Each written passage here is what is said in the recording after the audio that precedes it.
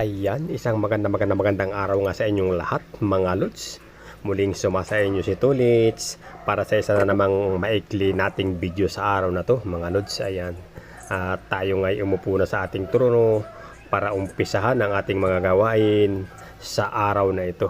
Ayan mga lods, mga idol ha, pa-support, pa-like and share na lamang po naman sa atin po namang video kung kayo po naman ay bago pa lamang nanonood sa atin po namang channel. Ayan, at sa ating mga lods na walang sawang sumusuporta, maraming salamat po naman sa inyo po namang walang pagmamaliw na pagsuporta dito po naman kay Tulits. Ayan, at bago nga tayo magpanimula ng ating trabaho lods, ay atin munang chichikan ang ating po naman checklist. Isa po naman sa mga requirements para makapag-umpisa ng trabaho ang mga heavy equipment sa ganitong klase po naman ng paghuhukay.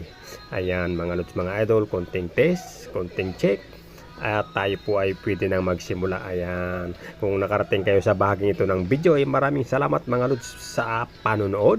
Ingat po tayong lagi at sana ay gabayan tayo ng ating buong may kapal sa haba po naman ng ating pagtatrabaho. Ayan, maraming salamat. Umpisa na tayo mga lods, mga idol. Ayan, hanggang dito na lamang ang ating po namang medyo mahaba at medyo maiksing video para sa araw na ito. Thank you.